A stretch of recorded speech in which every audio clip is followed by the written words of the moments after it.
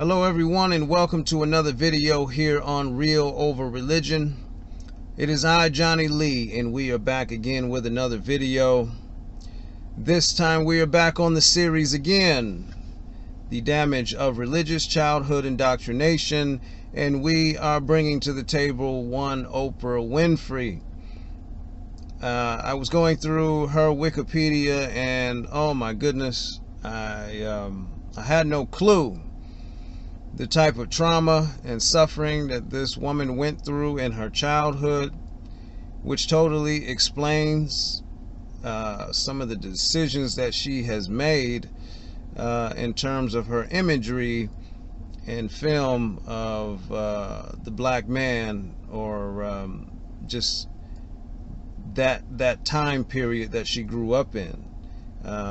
She was damaged by individuals that she trusted, family members, and we'll get into that. But again, ladies and gentlemen, I'm going to continue to reiterate on this channel, and we continue to show examples of why religion is not the answer, why religion is abusive, why it is damaging to a child's mind. And I like to highlight people that either succumb to the damage, or they either use that trauma and they become successful with it. And in her case, she was able to overcome the obstacles placed in her life, given to her by her parents and by those around her. That is the unfortunate thing about being born into this world. You are at the mercy of two individuals, or one, depending on if the other is even in your life. You are at the mercy of their decision making. You are at the mercy of whatever they decide to teach you. You are at the mercy of whether they decide to take care of you. There's so many things that is wrong with bringing life into the world, because it doesn't follow a strict, people don't follow a strict, the strict right guidelines of raising a child. People can just do whatever they want to do, because humans are autonomous. We make decisions as we see fit, and a lot of times those decisions are selfish, and you tend to see this in the upbringing of children all the time. So let's get into the life of Oprah Winfrey.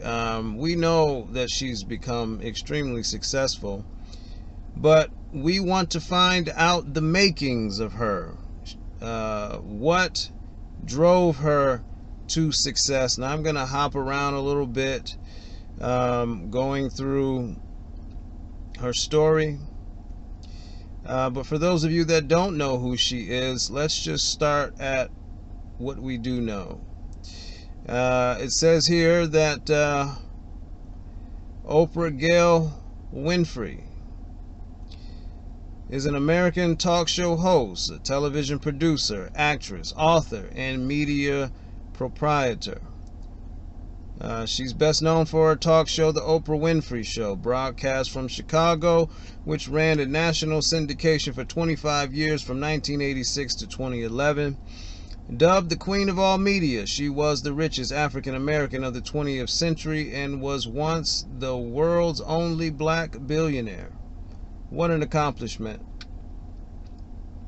By 2007, she was often ranked as the most influential woman in the world. That is a hell of an accomplishment coming from what we are getting ready to read. Now again, my purpose of going into the damage of religious childhood indoctrination is to show you why these belief systems don't help. They don't fix anything. The people that grow up this way, they end up having to choose another path, because it's in fact damaging. It's not helpful to them. So let's read some of the synopsis, just an overall, and then we'll go into more of the details. But let's read here It says Winfrey was born into poverty in rural Mississippi to a single teenage mother and later raised in inner city Milwaukee. So she's already coming to the world at a deficit. Her mother is a single teenage mother. She's not qualified to raise a child. She's raised in poverty. So she's already starting out bad. She has stated that she was molested during her childhood and early teenage years and became pregnant at 14 years old. Her son was born prematurely and died in infancy. Winfrey was then sent to live with the man she calls her father, Vernon Winfrey, a barber in Nashville, Tennessee, and landed a job in radio while still in high school. By 19, she was a co-anchor for the local evening news. Winfrey's often emotional, extemporaneous delivery eventually led to her transfer to the daytime talk show arena, and after boosting a third-rated local Chicago talk show to first place, she launched her own production company. By the 1990s, Winfrey had reinvented her show with a focus on literature, self-improvement, mindfulness, and spirituality. Though she had been criticized for unleashing a confession culture, promoting controversial self-help ideas, and having an emotion-centered approach, she has also been praised for overcoming adversity to become a benefactor to others. So that's just an overall. But let's really get and dig into more of this suffering that she went through in her formative years. So it says that she was born January 29, 1954. Her first name was spelled Orpah, O-R-P-A-H, on her birth certificate after the biblical figure in the book of Ruth, but people mispronounced it regularly, and Oprah stuck. So they didn't even care enough to get it right. She was born in Mississippi to a teenage mother, Vernita Lee, and her father, Vernon Winfrey. Winfrey's parents were never married. Vernita Lee was a housemaid. Vernon Winfrey was a coal miner turned barber turned city councilman who was in the armed forces when she was born. It says after Winfrey's birth, her mother traveled north, and Winfrey spent her first 6 years living in rural poverty with her maternal grandmother, Hattie Mae Lee. Her grandmother was so poor that Winfrey often wore dresses made of potato sacks, for which other children made fun of her. So, you've been molested by family, born in poverty to a single teenage mother, parents never married, and now she's living with her grandmother that's so poor that she has to wear potato sacks for her dress, and now she's being made fun of and damaged by the outside world. Her grandmother taught her to read before the age of 3 and took her to the local church, where she was nicknamed the preacher for her ability to recite Bible verses. So she's already being forced to read the Bible. When Winfrey was a child, her grandmother was reportedly abusive. Why? Because the Bible advocates this. We talked about this in the book of Proverbs. At age 6, Winfrey moved to an inner city neighborhood in Milwaukee, Wisconsin, with her mother, who was less supportive and encouraging than her grandmother had been, largely as a result of the long hours she worked as a maid.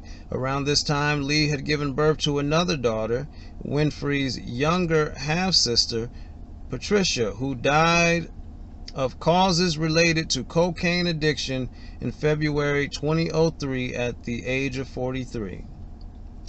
So she loses a sister to cocaine addiction, probably traumatized from the upbringing. And as I've said many times before, everybody deals with trauma differently. So she has a half-sister who, for whatever reason, could not overcome the addiction and succumb to that addiction. People don't just out of nowhere decide to do things like this unless they have been traumatized in some form or fashion. Do you see the pattern here? And I teach you this on this channel all the time. We've all been traumatized in our lives. And every day we have to live with it. Find a way to cope. And what I'm trying to teach you here on this channel is that self-belief is possible. Believing in yourself. If you listen to the previous audio I just released, I believe in the mirror God.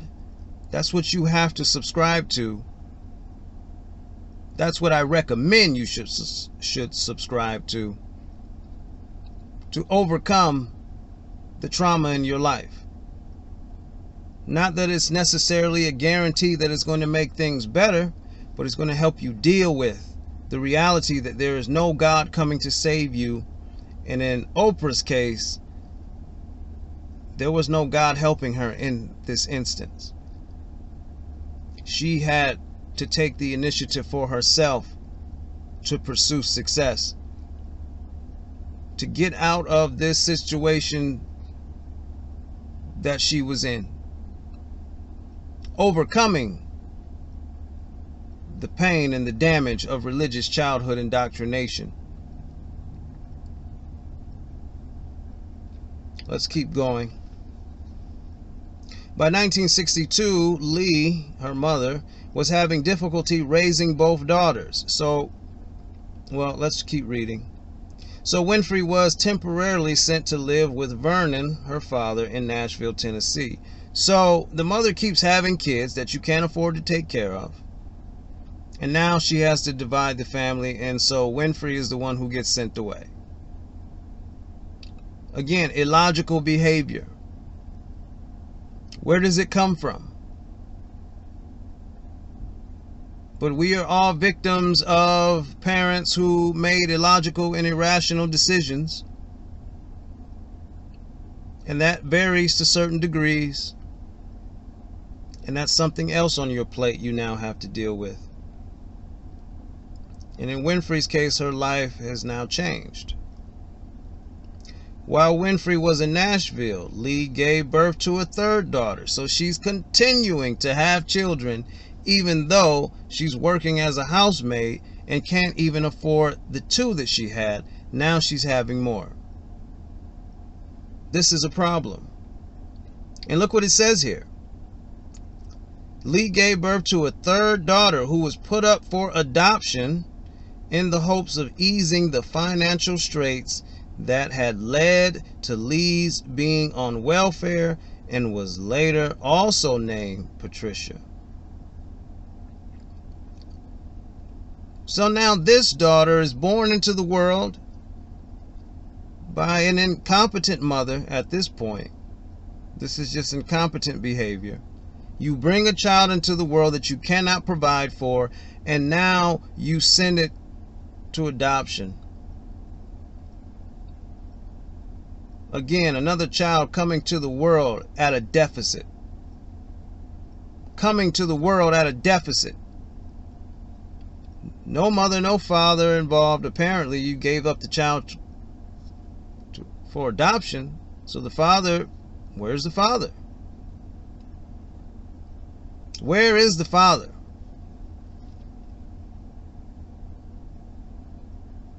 Truly unfortunate. Winfrey did not know that she had a second half-sister until 2010. By the time Winfrey moved back with her mother, Lee had also given birth to Winfrey's half-brother Jeffrey, who died of AIDS-related causes in 1989. So she had even another kid. My goodness. At the age of 8, she was baptized in a Baptist church. Forced again to believe in this religious Christianity. Winfrey has stated she was molested by her cousin, uncle, and a family friend starting when she was 9 years old. Something that she first announced on a 1986 episode of her TV show regarding sexual abuse. So I can't really be mad at Oprah when in some of her films she displays black men as mean or violent people, because this is what she saw, this is what she lived through. Of course, that's not to say that all black men are violent, but if that's all you've seen, then that's your perception. Perception is reality, correct? The reality of it is that people can have the capabilities of being violent. It doesn't matter what color you are. But if you are exposed to a certain type, and if that's all you know, then that's what it is. It makes it hard for any individual to trust if you've been damaged by a certain group. So I understand the psychology behind it. I don't necessarily agree. I believe there should be a balance in society. But, you know, the world isn't fair now, is it? Let's keep moving. A biographer alleged that when Winfrey discussed the alleged abuse with family members at age 24, they reportedly refused to believe her account. This is the case a lot of the times in families like this. They know what's going on, but they don't say anything. It's just hush hush, keep it quiet. This is the type of trauma that this woman went through. What an amazing willpower on her part to overcome it. Winfrey once commented that she had chosen not to be a mother because she had not been mothered well. It takes a lot of common sense to be able to come to that conclusion. I've said this even about myself. Even though I feel like I could be a decent father if I wanted to have kids, but if I'm being real with myself, I probably wouldn't be the greatest parent, just for the simple fact that I have a short temper. I don't really have patience. And I developed that from my upbringing because my parents didn't have patience. And their parents didn't, and so on and so on. So the best thing that I can do for my future kids is, hey, listen, I'm not going to bring you into this world to subject you to my imperfections, because I didn't get the best example of what it is to be a loving parent. And that's no shots at my parents. They did the best they could. I get it. But it was what it was. So I'm not going to subject my children, my future children, to me. And I'm okay with that. I'm okay with that. But I wish that everybody else had the same amount of self-awareness, because it would save a lot of children a lot of suffering. At age 13, after suffering what she described as years of abuse, Winfrey ran away from home. What else is she supposed to do? You're being abused by males in the family and nobody's doing anything about it. She had to get away. Remember, we talked about in Cat Williams' story, the interview that went viral. He talked about how he had to leave home at a young age because there was an altercation with his father that was going to lead to something really bad, so he had to get away. And again, this is not exclusive to black families. This is exclusive to the human experience. Children are being abused all across the board, and they have to get away from this stuff. But it's even worse when it's religious, because this is supposed to be the answer, right? Wrong. It's not the answer. When she was 14, she became pregnant but her son was born prematurely and died shortly after birth. Winfrey later stated she felt betrayed by the family member who had sold the story of her son to the National Enquirer in 1990. So they took a private matter and made it public. It says Winfrey attended Lincoln High School in Milwaukee, but after early success in the Upward Bound program, was transferred to the affluent suburban Nicollet High School. Upon transferring, she said she was continually reminded of her poverty as she rode the bus to school with fellow African Americans, some of whom were servants of her classmates' families. She began to rebel and steal money from her mother in an effort to keep up with her free spending peers. So when you bring a child into poverty and they're starting to measure themselves next to the other kids, now they're going to have to start stealing to try to overcompensate for this. They don't want to be made fun of, you know, especially in your teenage years. You're now becoming self-conscious. You don't want to be left out of the group. You don't want to be the one that's ostracized and made fun of. So now her behavior is, I got to steal so I can, you know, there's always a reason behind why kids do what they do. Teenagers do what they do. People look from the outside and just say that they're rebellious. They said it about me when I was a teenager, when I left home at 18, that I was rebellious and I just didn't want to listen to anyone. But the reality of it is that I had an experience at home that I didn't want to deal with anymore. When your autonomy is being violated and people are telling you how to think and what to do, and they take your livelihood from you if you don't comply, I just rather roll the dice on my life and see what happens. And that's what I did. And to be quite honest with you, if I would have been left out here in the world and no family member helped me out, thankfully my grandparents did, I would have ended my life at 18, 19 years old, because I didn't ask for this. But fortunately, it didn't go down that way, and here I am talking to you guys.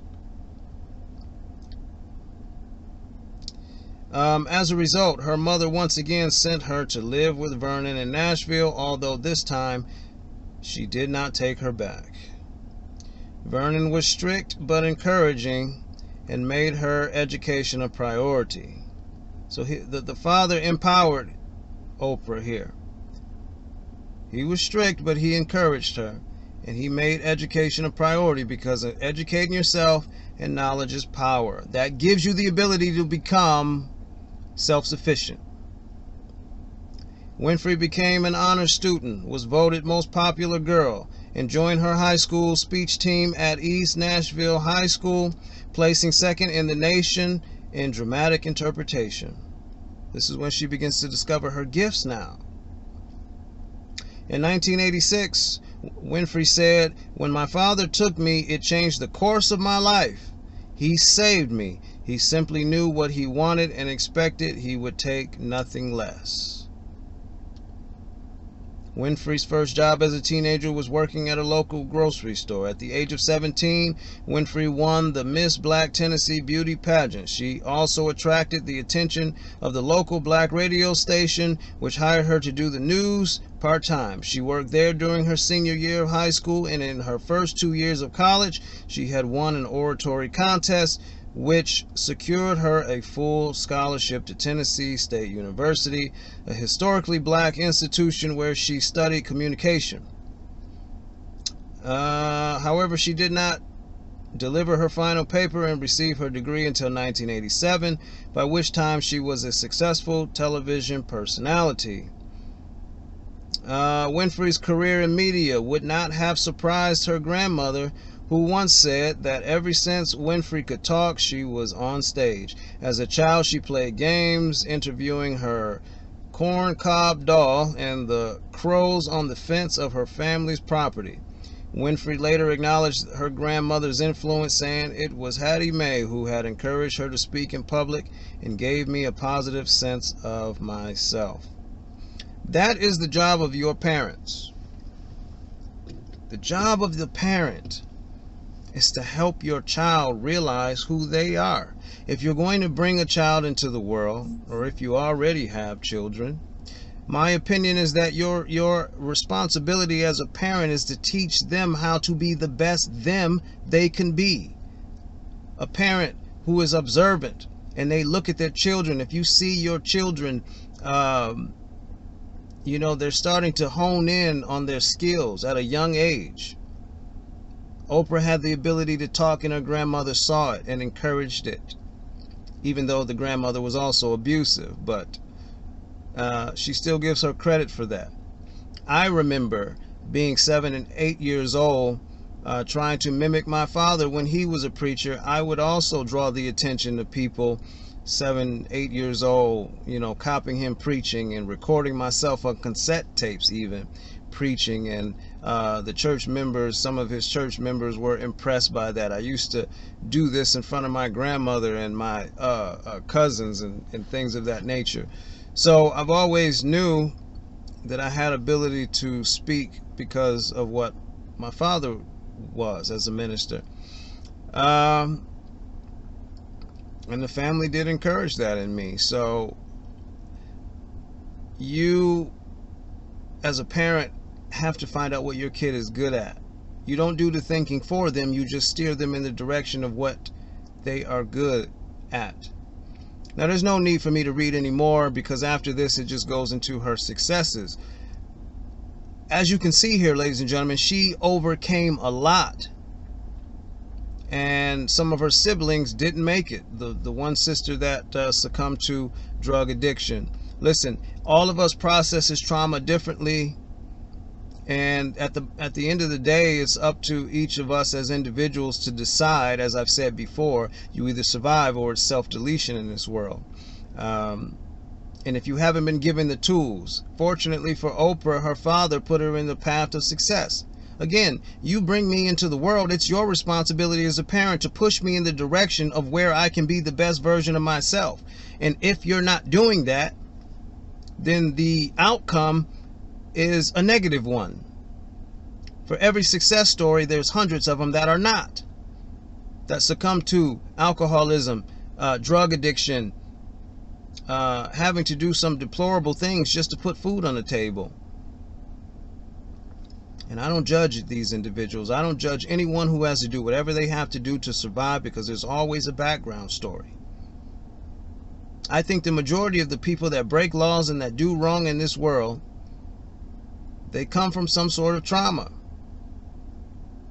And that is why, ladies and gentlemen, antinatalism is the doctrine I preach. It is the philosophy I stand on. The end of human suffering is just to stop producing, because we as human beings will never be able to get it right. We'll never be able to get it right. And the crazy thing about it is that even if you did do everything right, there's still children that can be influenced by negative things in the world. And then they just go decide to do the negative things.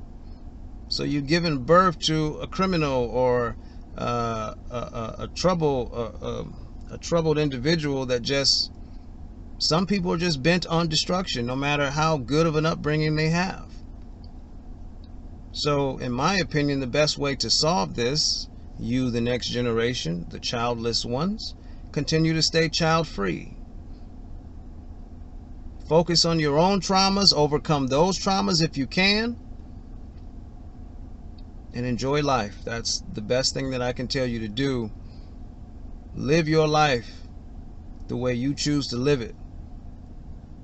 But salute to Oprah that she overcame. She overcame the damage of religious childhood indoctrination, because again, the book of Proverbs encourages abuse. It tells you to beat your children with a rod, and even though we do not know, based on the article or the Wikipedia page, it doesn't say what the parent, the grandmother actually did. It just says that she was abused, but we can only assume that it had to be physical, coming from that generation, because that's the generation that believed in that. So very unfortunate that she went through all of that, but she was able to turn her life around and make something happen. And for that, ladies and gentlemen, I tip my hat to her. Salute to all of you that continue to subscribe to this channel, comment. Please continue to share the videos, and I will catch you guys on the next video. Remember, as I always say, that life is suffering, but death is mercy. And if they have to speak for God, then they've already lost the debate. Take care.